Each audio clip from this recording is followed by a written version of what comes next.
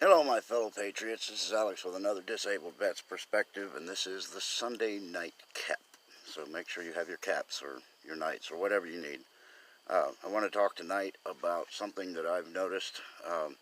If you listen to the media, if you follow Q, if you look into things, frankly, with your own eyes, you'll see a pattern. There's talk of a big event needed to distract the public or the sheeple from all of the indictments that are going to be handed down. There's approximately 86,000 of these things that are sealed right now, and big names are going to fall, so people are going to freak out. There's going to be a collective industrial shit that takes place among the liberal sleeping sheep.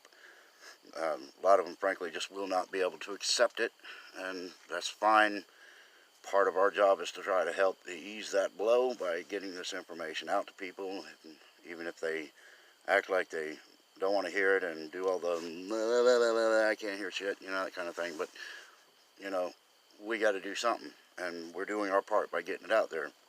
But what I've noticed is this big event that they're looking to start has already been happening, and my point is that it's the churches. If you've noticed, ever since that first-person shooter game graphics thing that happened over there in Rouville in the South Pacific, that thing was choreographed, and Mr.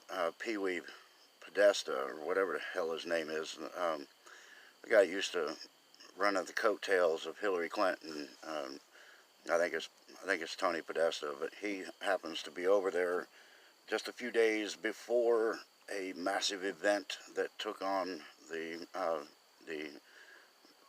well, got to be careful of the words that I say, because if I don't, then this video won't get out to you guys anyway. But, it's the place where the Allah prays and all that.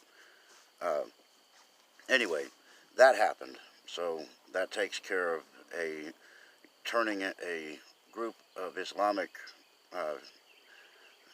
what do you call them? Well, it's Islamists. They're praying, and then all of a sudden their place gets shot up, or it is made to look that way. But so that turns all of the Muslims in that mosque, it turns them against the white people, because of course it was Whitey that went in and did it, even though he's not a Trump supporter. That's what they said he was, so it must be true. But then you've got this thing that happened over here in Sri Lanka. Right before that happened, we had the Notre Dame burned to the ground, and according to Q, there was rumors that that was going to be a cataclysmic event, and that everything was staged for it to burn to the ground, with all of the Easter celebrations and all the Christian worshiping that is done in there. They were going to basically light it off at that point. Well, that got squelched, and the backup plan was this thing in Sri Lanka.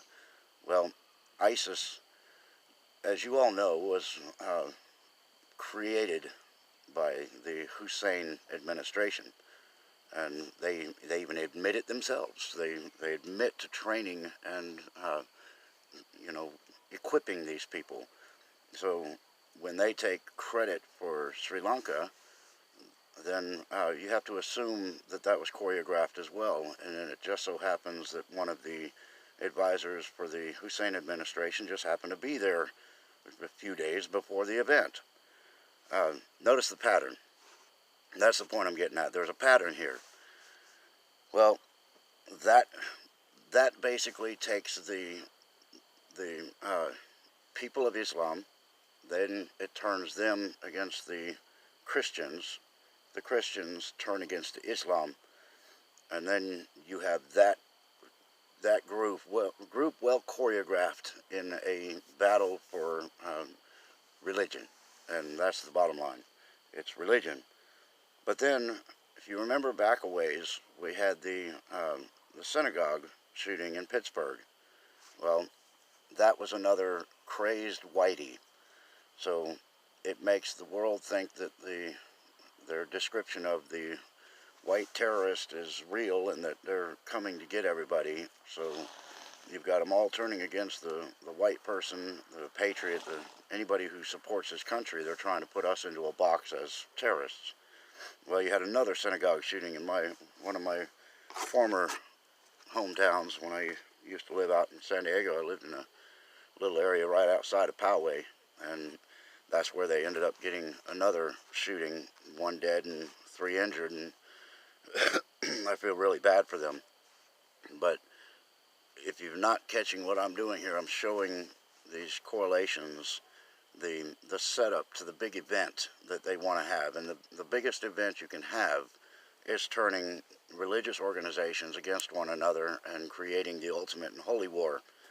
Well, the cabal and the black nobility, the ones that oversee all of it, and the dark side of the Catholic Church, the different groups that are involved in Satanism and sacrifice and adrenochrome and child rape. These people are going after the other religions, and they can't fight us directly. So what they do is they take and try to create havoc. They go after the individual's churches, and then they go into the whole description of the person that did it. Oh, this is a crazed white person that has a vendetta against the church. Well, you've created the enemy, and now you just have to embellish that a little bit so that everybody can start hating the white guy. And then I have to ask myself again, going back, what is the white guy? My father is a Viking. He's an Icelandic. So I guess they are pretty white, but Vikings had nothing to do with the black-white discretions that were taking place in the country. They weren't here at that time. Then my mother is an Apache, so I've got 50% Native American blood. So am I white or am I Indian? I personally feel more attuned to the Native American side because a lot of the things that happen to me relate more to the Native Americans than it would to the Vikings. But being half Viking and half Apache Indian, you know, I've offered to kill people on land or at sea. It doesn't make a difference to me, so I can get along in just both of those. So that's good. And that's a joke also, so YouTube don't flip out. Anyway, that's what my Sunday Nightcap's about. I want you guys to pay attention to these church attacks because it's all part of a narrative. It's all choreographed, and there is somebody from the Hussein administration that happens to show up right before these events. Old Big Mike showed up right there before the Notre Dames and sitting on a boat and sipping wine. So, you know, there's a lot of it going on. All I can tell you guys is just keep your eyes open. If you see something, say something. Make sure you're packing. You know, don't be somebody's bitch. Don't be a victim. Make sure you carry yourself like a predator. Don't act like a prey animal because that makes you a target. I can't find myself the opportunity to get confronted by Antifa because I don't look like the target, and I can promise them 100% I am not the target. Not a good plan. I've already done everything I need to do in my life and made sure all my hopes and dreams have been well established. So if they come at me, they better be sure that all of their hopes and dreams have been accomplished as well, because it's going to be a different ballgame. It's time for all of us to, you know, stand our ground, be strong, and don't be intimidated. Don't let these people push you around. No fear, and you have to mean it when you say it.